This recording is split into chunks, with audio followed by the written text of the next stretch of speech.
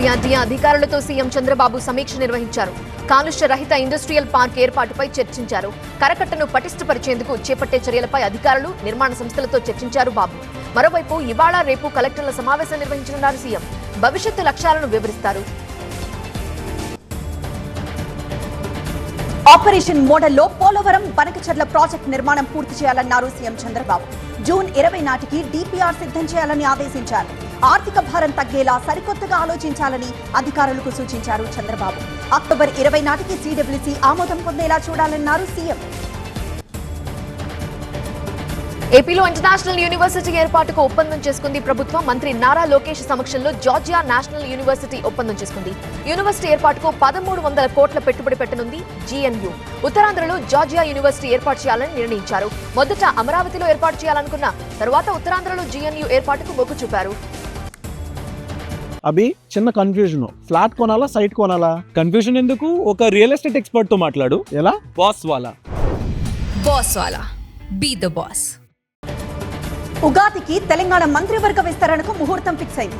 4 మంత్రి పదవుల భర్తీకి గ్రీన్ సిగ్నల్ ఇచ్చింది. 2 బర్తలను పెండింగ్ లో ఉంచాలని నిర్ణయించారు. డిప్యూటీ స్పీకర్, చీఫ్ విప్ పదవులు భర్తీ చేయాలని డిసైడ్ చేశారు. ఢిల్లీలో అధిష్టానం పెద్దలను కలిసింది రేవంత్ బృందం. ప్రభుత్వ పనితీరుపై ఖర్గే, రాహుల్, కేసీ వేణుగోపాల్ చర్చించారు. ప్రభుత్వ పథకాలు అమలు తీరును వివరించారు రేవంత్. అధిష్టాన పెద్దల సమావేశంలో డిప్యూటీ సీఎం భట్టి, మంత్రి ఉత్తమ్, టీపీసీసీ చీఫ్ మహేష్ కుమార్ గౌడ్ పాల్గొన్నారు. అభివృద్ధి, సంక్షేమం, ప్రభుత్వ పథకాల అమలుపై రాహుల్, ఖర్గే వివరాలు అడిగి తెలుసుకున్నారని చెప్పారు మహేష్ కుమార్ గౌడ్. కేబినెట్ విస్తరణ, పీసీసీ కార్యవర్గం, కార్పొరేషన్ చైర్మన్లు, బోర్డుల నియామకంపై చర్చించనున్నారు. ఇంటిగ్రేటెడ్ స్కూల్స్ ఏర్పాటుపై చర్చ జరగనుందని తెలిపారు. అన్ని విషయాలపై అధిష్టానం సమగ్ర సమాచారం తీసుకుందని, త్వరలో అన్ని అంశాలు కొలిక్కొస్తాయన్నారు టీపీసీసీ చీఫ్. చిట్చాట్ లో సంచలన వ్యాఖ్యలు చేశారు MLA Anirudh Reddy. Manhattan Vamsiram builders భూమి ప్రభుత్వాందే అన్నారు. దీనిపై ఆర్టీఐకి దరఖాస్తు పెట్టుకున్నా అని, త్వరలో పూర్తి వివరాలు బయటపెడతానని చెప్పారు. మన్హటన్ వంశీరామ్ భూమి విషయంలో 10,000 కోట్ల రూపాయల స్కామ్ జరిగిందని ఆరోపించారు అనిరుద్ రెడ్డి. కాంట్రాక్ట్ సంస్థకు గత ప్రభుత్వం 27 ఎకరాల భూమి కట్టబెట్టిందని, ఐఏఎస్ అమోయ్ కుమార్ పై అనుమానముందన్నారు. బీఆర్ఎస్ హయాంలో అక్కడ 100 ఫీట్ల రోడ్డు ఎందుకు వేశారని, వంశీరామ్ కంపెనీతో బీఆర్ఎస్ లాలూచి ఏంటి అని ప్రశ్నించారు. హైడ్రాపై ట్వీట్ చేసిన కేటీఆర్, మన్హాటన్ వంశీరామ్ స్కామ్ పై ఎందుకు మాట్లాడడం లేదన్నారు ఎమ్మెల్యే అనిరుద్ రెడ్డి. నెల్లూరు జిల్లాలో మాజీ మంత్రి కాకాణి గోవర్ధన్ రెడ్డిపై కేసు నమోదైంది. 250 కోట్ల విలువైన క్వాడ్స్ దోపిడీ చేశారని ఫిర్యాదు చేశారు మైనింగ్ అధికారులు. పొదలకూరు మండలం తాటిపత్తిలోని రుస్తుం మైన్స్ లో లీజు ముగిసిన క్వాడ్స్ తరలించారనే ఆరోపణలున్నాయి. మొత్తం 7గురిపై ఎఫ్ఐఆర్ నమోదు చేశారు. ఈ కేసులో A4 గా ఉన్నారు కాకాణి. తెలంగాణ అసెంబ్లీ అర్ధరాత్రి వరకు వాడి వేడిగా జరిగింది. బీసీ సంక్షేమం, హైడ్రా, మూసీ పునరుజ్జీవంపై చర్చించారు. దేవాదాయ శాఖ భూములు ప్రభుత్వం వెనక్కివ్వాలని డిమాండ్ చేశారు బీజేపీ నేత ఏలేటి మహేశ్వర్ రెడ్డి. గ్రామాలకు స్టేట్ ఫైనాన్స్ కమిషన్ నిధులు రావడం లేదన్నారు. మూసీ ప్రాజెక్ట్ ఒక రియల్ ఎస్టేట్ వెంచర్ అని, మేనిఫెస్టోలో లేని మూసీ ప్రాజెక్ట్ ముందేసుకున్నారని విమర్శించారు. డిపిఆర్ లేకుండా మూసీ ప్రాజెక్ట్ ఎలా ముందుకు వెళ్తుందని ప్రశ్నించారు. మూసీ అభివృద్ధికి తాము వ్యతిరేకం కాదని, బాధితులకు సరైన న్యాయం జరగాలన్నదే తమ ఉద్దేశమన్నారు. హైడ్రాపై ప్రభుత్వం క్లారిటీ ఇవ్వాలన్నారు మహేశ్వర్ రెడ్డి. మూసీ పునరుజ్జీవం కోసం తాము కృషి చేస్తున్నామని అన్నారు శాసనసభ వ్యవహారాల మంత్రి శ్రీధర్ బాబు. హైదరాబాద్ ను లండన్ చేస్తామని చెప్పామని, హైదరాబాద్ ను హైదరాబాద్ లా నిర్మిస్తామన్నారు. గత ప్రభుత్వం ఆలోచన కాళేశ్వరం దగ్గరే ఆగిపోయిందని, మా ఆలోచన అన్ని రంగాలపై ఉందన్నారు శ్రీధర్ బాబు. కేంద్రంతో అనవసర ఘర్షణల వల్ల ప్రాజెక్టులు కూడా పూర్తి చేసుకోలేదని చెప్పారు. గత ప్రభుత్వం కనీసం తమని మాట్లాడనివ్వలేదన్నారు. ఐటీ రంగంలో 2 లక్షల కోట్ల పెట్టుబడులు సాధించామని, వీటితో 90,000 మందికి ఉద్యోగాలు వస్తాయన్నారు మంత్రి శ్రీధర్ బాబు. అభివృద్ధి విషయంలో రాజకీయాలు చేయొద్దని విపక్షాలకు సూచించారు. గత పాలనలో ప్రజల ఆకాంక్షలు నెరవేరలేదన్నారు మంత్రి సీతక్క. అభివృద్ధి, సంక్షేమానికి గతంతో పోలిస్తే అత్యధికంగా నిధులు కేటాయించామన్నారు. బడ్జెట్ ను సహించలేని వారు రకరకాలుగా మాట్లాడారని, అది వారి విఘ్నతకే వదిలేస్తున్నామని తెలిపారు. బీఆర్ఎస్ పాలనలో మహిళలను పట్టించుకోలేదన్నారు సీతక్క. తాము మహిళల కోసం అనేక పథకాలు ప్రవేశపెట్టామని, ఇది పేదల ప్రభుత్వమని తెలిపారు. బీఆర్ఎస్ పాలనలో బీసీలకు అన్యాయం జరిగిందన్నారు మంత్రి పొన్నం ప్రభాకర్. 42% బీసీ రిజర్వేషన్ల కోసం తాము చట్టం చేశామన్నారు. మహేశ్వర్ రెడ్డి అఖిల పక్షాన్ని ఢిల్లీ తీసుకెళ్లాలని, కేంద్రాన్ని ఒప్పించాలని డిమాండ్ చేశారు. బలహీన వర్గాలకు అన్ని రంగాల్లో పెద్దపీట వేస్తున్నామని, సీఎం, డిప్యూటీ సీఎం, పార్టీ అధ్యక్ష పదవులు ఒక్కో వర్గానికి ఇచ్చి సామాజిక న్యాయం పాటించామన్నారు పొన్నం. 300 గురుకులాలకు 20 సొంత భవనాలు కూడా లేవని, కనీసం అద్దె కూడా చెల్లించలేదన్నారు మంత్రి పొన్నం. ఎస్ఎల్బీసీ టన్నెల్లో సహాయక చర్యలు 32వ రోజుకు చేరాయి. ఇంకా 7 కార్మికుల ఆచూకీ లభించలేదు. కార్మికుల ఆచూకీ గుర్తించేందుకే సహాయక చర్యలు కొనసాగుతున్నాయి. నిన్న ఎస్ఎల్బీసీ సహాయక చర్యలపై సమీక్షించారు సీఎం రేవంత్. కార్మికుల ఆచూకీ దొరికే వరకు సహాయక చర్యలు కొనసాగాలని సూచించారు. సహాయక చర్యలను నిరంతరం పర్యవేక్షించేందుకు సీనియర్ ఐఏఎస్ అధికారిని నియమించాలని ఆదేశించారు. కేంద్రం నుంచి అవసరమైన అనుమతులు తీసుకోవాలని, నిపుణుల కమిటీ సూచనలతో ముందుకు వెళ్లాలన్నారు సీఎం. హామీల అమలులో కాంగ్రెస్ విఫలమైందన్నారు ఎమ్మెల్సీ కవిత. ఫీజు రియంబర్స్మెంట్ బకాయిలు విడుదల చేయాలని డిమాండ్ చేశారు. విదేశీ విద్యా స్కాలర్షిప్లకు నిధులు ఆపేశారని, తులం బంగారం హామీ ఏమైందని క్వశ్చన్ చేశారు. ప్రజల్ని మోసం చేసిన కాంగ్రెస్ కి పరిపాలించే అర్హత లేదన్నారు ఎమ్మెల్సీ కవిత. ఇవాళ సుప్రీంకోర్టులో ఎమ్మెల్యేల ఫిరాయింపు కేసుపై విచారణ జరగనుంది. కౌశిక్ రెడ్డి, కేటీఆర్ దాఖలు చేసిన పిటిషన్లపై justice PR Gavai, justice Augustine George Masih ధర్మాసనం విచారణ జరపనుంది. తాజాగా ఇదే అంశంపై ఏలేటి మహేశ్వర్ రెడ్డి పిటిషన్ వేయడంతో ఏలేటి, బీఆర్ఎస్ నేతల పిటిషన్లను కలిపి విచారించే అవకాశం ఉంది. ఏలేటి పిటిషన్లో ప్రతివాదులుగా తెలంగాణ అసెంబ్లీ, ప్రభుత్వం, స్పీకర్, ఎలక్షన్ కమిషన్, దానం నాగేందర్ను చేర్చారు. 3 ఏళ్లు ఆగితే వచ్చేది వైసీపీ ప్రభుత్వమే అన్నారు జగన్. తామొచ్చాక రైతులను అన్ని విధాలుగా ఆదుకుంటామని చెప్పారు. కడప జిల్లా తాతిరెడ్డిపల్లిలో అరటి పంటను పరిశీలించారు. ఇటీవల అకాల వర్షంతో 2400 ఎకరాల్లో అరటి పంటకు నష్టం వాటిల్లింది. అరటి రైతులతో మాట్లాడి వారికి ధైర్యం చెప్పారు జగన్. తమ హయాంలో పంటల బీమా రైతులకు హక్కుగా ఉండేదన్నారు జగన్. కూటమి ప్రభుత్వంలో ఉచిత పంటల బీమా ఎత్తేశారని విమర్శించారు వైఎస్ జగన్. మాజీ సీఎం జగన్ రైతుల పేరుతో రాజకీయాలు చేస్తున్నారని విమర్శించారు మంత్రి సవిత. అనంతపురం జిల్లా నీర్జంపల్లిలో అకాల వర్షాలకు అరటి పంట నష్టంతో 2 రైతులు ఆత్మహత్యకు ప్రయత్నించారు. అనంతపురం ప్రభుత్వ ఆసుపత్రిలో చేరిన రైతులను పరామర్శించారు మంత్రి సవిత. అంతకుముందు నీర్జంపల్లి గ్రామంలో ఈదురుగాలులకు, వడగండ్లకు నష్టపోయిన అరటి రైతులను, పంట పొలాలను పరిశీలించారు. 1240 మంది రైతులు 60 కోట్ల రూపాయల మేర పంట నష్టపోయారని, ప్రతి రైతును ప్రభుత్వం ఆదుకుంటుందన్నారు మంత్రి సవిత.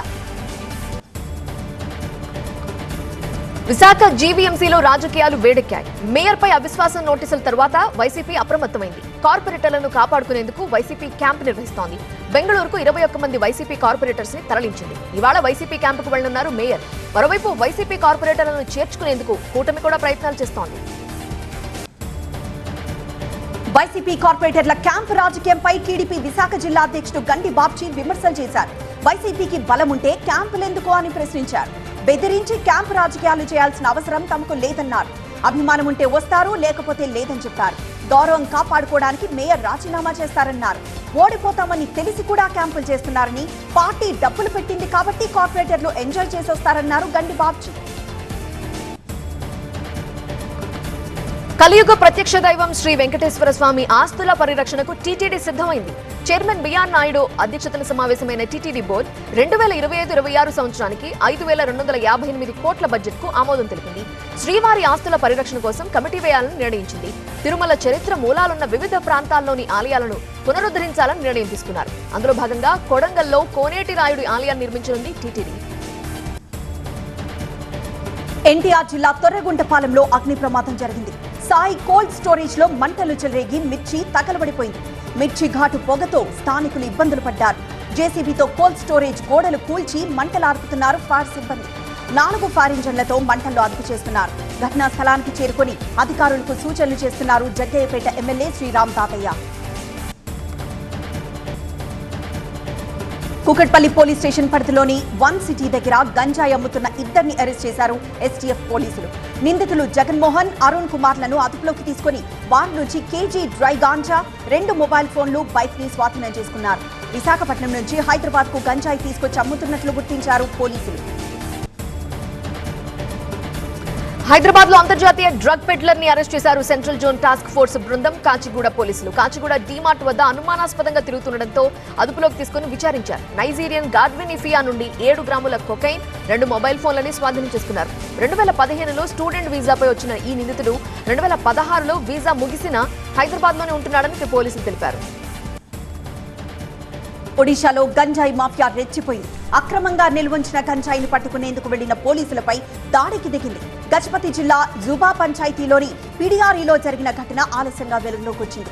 ఏసీపీ అమితాబ్ పండాతో పాటు మరో 25 మంది సిబ్బంది పిడియారి గ్రామంలో దాడులు నిర్వహించారు.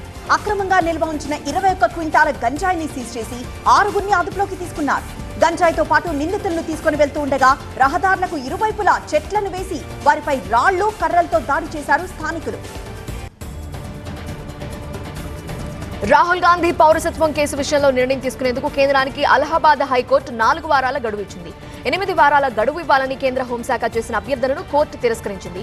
ఈ కేసు విచారణను ఏప్రిల్ 21కి వాయిదా వేసింది. ఆలోపు ఖచ్చితంగా స్టేటస్ రిపోర్ట్ ఫైల్ చేయాలని కేంద్రాన్ని ఆదేశించింది. రాహుల్ కు బ్రిటన్ పౌరసత్వం ఉందని బీజేపీ నేత సుబ్రహ్మణ్య స్వామి, కర్ణాటక చెందిన విఘ్నేష్ శిషిర్ అనే వ్యక్తి ఈ కేసు దాఖలు చేశారు. భారతీయ విద్యా వ్యవస్థ ఆర్ఎస్ఎస్ చేతికి వెళ్తే దేశం నాశనమవుతుందని కాంగ్రెస్ నేత రాహుల్ గాంధీ ఆరోపించారు. దేశ విద్యా వ్యవస్థ భవిష్యత్తు నాశనం కావాలని ఒక సంస్థ కోరుకుంటోందన్నారు. ఢిల్లీలో విద్యార్థి సంఘాలు నిర్వహించిన నిరసన ప్రదర్శనలో రాహుల్ పాల్గొన్నారు. బోర్డు సభ్యులు అధికారులు వెల్లడించిన సమాచారాన్ని సమీక్షించేందుకు ఉన్నత స్థాయి కమిటీ ఏర్పాటు చేయాలని సెబీ నిర్ణయించింది. విశ్వాసాన్ని నిర్మించుకోవాల్సిన అవసరం ఉందని సెబీ చైర్మన్ తుహిన్ కాంత పాండే అన్నారు. ఈ కమిటీ సభ్యుల వివరాలు త్వరలో వెల్లడిస్తామని ప్రకటించారు. పార్లమెంట్ సభ్యుల జీతాలు, మాజీ సభ్యుల పెన్షన్లు పెంచుతూ కేంద్ర ప్రభుత్వం ఆదేశాలు జారీ చేసింది.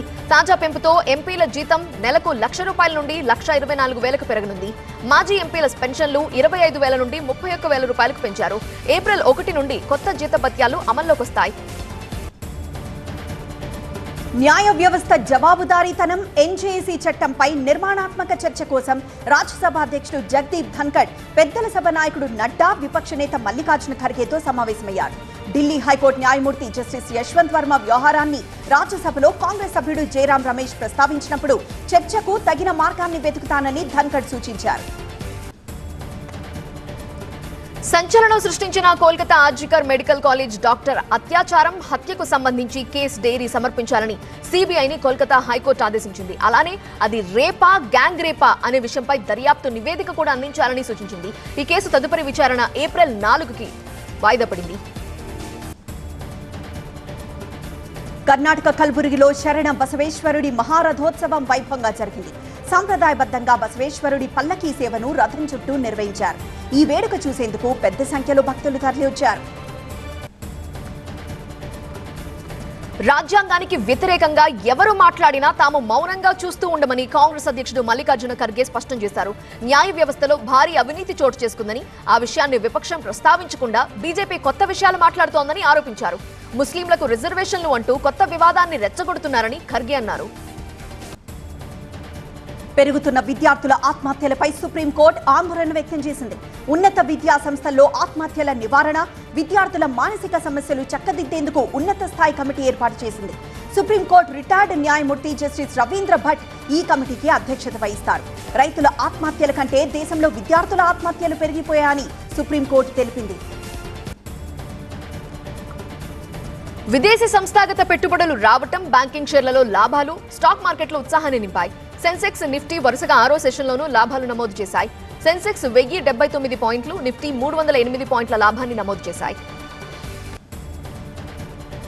గత కొన్నాళ్లుగా బలహీనంగా కనిపించిన రూపాయి క్రమంగా పుంజుకుంటోంది.